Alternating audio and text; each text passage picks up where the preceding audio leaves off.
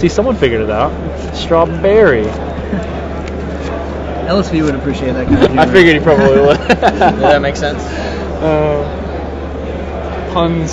Someone even pointed out it's a straw. No, fair. but just say it. They'll give you a steak that's plain. Makes me like LSV that much more that he enjoys puns as much as I do. Everybody just hates on him so much. A good one. There was a thread that I have to go hunting for it at some point, but it was a thread on some random internet forum that a friend of mine found, and it was got to the point when it became nothing but a stream of nautical puns, which was great because it was the only time I've ever seen somebody use the word narwhal as a pun. Like, I would never do that. Narwhal, I did this. And I'm like, wow, narwhal as a pun is pretty amazing. Always on the lookout for good, innovative uses of puns. So. Dude, this round ended 10 minutes ago, so I'm going to assume based on wow, there's a big group standing underneath. Yeah, like there's a big crowd standing around one of the tournaments, so I'd imagine that's no, that's probably a match still going on. Yeah, probably not going to start soon. It's been going 20 minutes plus after each round, I think. Yeah. Do you think that's slower than average for a Grand Prix?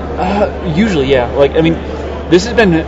The thing is, it hasn't been a whole lot of administrative work in between, which is usually what it ends up being. Like can't get the next round started until everything gets in, and they've got a few other things they've got to do. This has just been like there've been a couple of matches each round that just go till 15 minutes after time.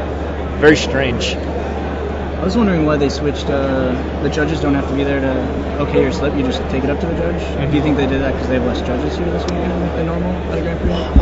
I'm not 100% positive because considering the size of this Grand Prix in relation to like the size of a lot of the like Midwest Grand Prix that run with a staff of a fairly similar number, like they still adhere to. I don't know if it's like a policy change or if it's just that maybe that'll be the natural thing to do at Grand Prix from now on. Yeah, it could either be that or it could just simply be that it's an expedite kind of thing. Like, it works fine logistically. The judge is still checking it off to make sure the slip's right. So. Yeah, and I mean it's not like there's still going to be an issue. It's still going to get caught when someone goes up and realizes that they got paired incorrectly. Best card play meal I ever had was a Brazilian or endless filet mignon. Do you remember that meat place we went to in Argentina? I was talking about Argentina earlier. Yeah. I had to check myself into the hospital a week later. I think I got food poisoning or something. It was definitely the first time I'd ever had I don't remember sweet meats and some of that other weird stuff. Yeah, they just came out with a bunch of foreign meats I've never seen. Yeah. Cuts and tastes.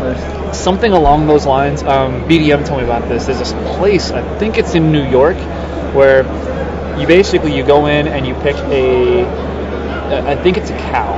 You basically pick your cow and then they serve you the cow. All parts of it, all cooked, prepared for each individual group that comes in. Yeah, they make blood sausages out of the blood. Literally, they use the bones for stew and some other stuff. It's just it's ridiculous. But he's been over the past couple of events taking who wants to go, who's in on the cow meal, who's on the cow meal. So I promised the next time I came out to New York. Sounds like he's been there and wants to go back. I think he's heard about it, but he hasn't ever been. Okay. So it's excitement and anticipation. We know what Conley Woods is running, but it's a secret to everyone. He'll probably get a feature match in the next round, or very soon. He's doing pretty well. And even if he doesn't, we'll probably get him for a deck attack, because his deck is kind of interesting. I mean, it's Conley, so what do you expect? People have been asking about his deck. Sir Nile said, I heard Shield can eat mad ribs. This is true. I like to eat a lot of food when I go to eat. Yes. Oh, man. Last time I did conveyor belt sushi was in Japan, and I think I got up to 19 plates, and I was topped only by Brian Kowal, who got 22 plates. So Kowal doesn't eat meat, but will eat fish. Oh, yeah. Okay. Pescatarian? That's fine. Yeah, wow. So was it Pro Tour Kyoto? We went out for sushi before everything got started on the very first night, and found this little hole in the wall conveyor sushi place. They're so good. So we ate off the conveyor for a while, only to realize at some point that they have like an actual menu with everything. And so we start looking through, and we get to the bottom and we see Otoro, at which point everyone just stops what they're doing. We were split up into 2 tables, and we just had effectively a fight to see who could eat the most Otoro. The guy like behind who was making everything is just smiling and laughing the whole time, and we had to have eaten like $300 worth of sushi a piece like that evening. It was like, it's really easy to lose yourself when it's all that stuff, and it was so delicious. Like, I feel the same way. Like, we may go back to Fogo at some point this weekend just because there's one here, and I mean, I can't turn down an opportunity. I like to do that. That's my favorite thing to do right before I'm flying out. I've heard Ben SW. They went there last night, yeah. Explain the awesomeness of that place. Have you ever been to Fogo? Never been to Fogo. If you like eating a lot of food, it is a place you would enjoy. I mean, it's basically red light, green light with food.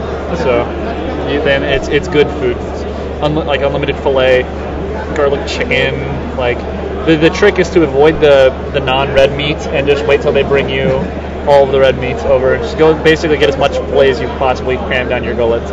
It's phenomenal though. What do you think of Reitzel's deck? He was also playing a non-mainstream extended deck. It's like the smallpox deck untorn, because the deck's got it's something that in theory I like, because it's a lot of cards that are not tremendously powerful in and of themselves, but the synergy between all of them is something that makes up for that lack. Because you play against a deck like, you know, Thefts or Zoo, where the card's quality in general is higher on average than yours, but it's not anything. I mean, it's not along the lines of getting like the ability to like take blood gas and flagstones to choke hair and kitchen sphinx and all the interaction around smallpox, and putting it all together, it works out really well because the disruption is just so strong in this format. The fact that everything has a sacrifice effect gets around a lot of things. Like Smallpox and Gatekeeper can do a lot of damage against the dark type set. Yeah, and they're good against Zoo too. Like they just go, I mean, turn 1, land something. Doesn't really matter what it is. And you're like, all right, I'm gonna, you know. Fink seems really strong against Zoo right now because a lot of people are moving towards that 1-drop heavy Zoo with the 8 crit apes. Yep. Nice 3-2 versus a 2-3, and yeah, Finks is good. The life gain is important.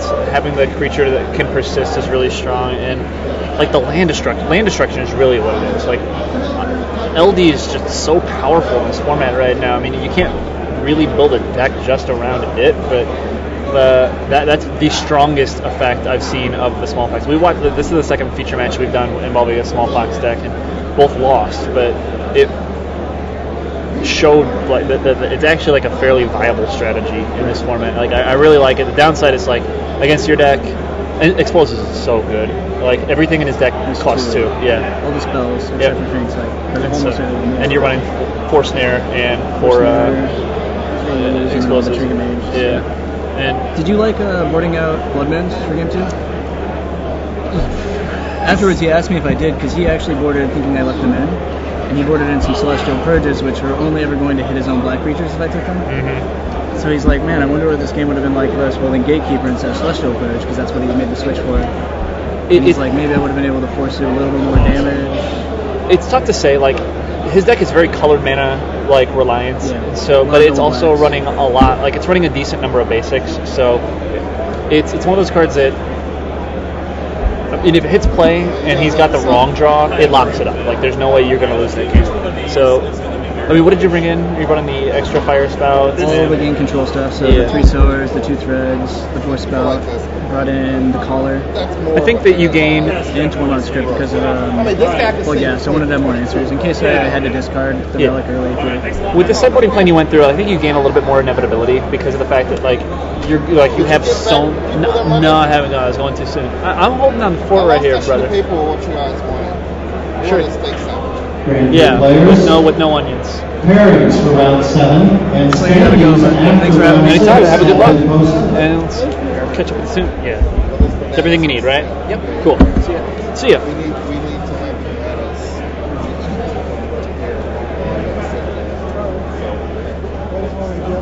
But where's the market? Sick interactions. I like it.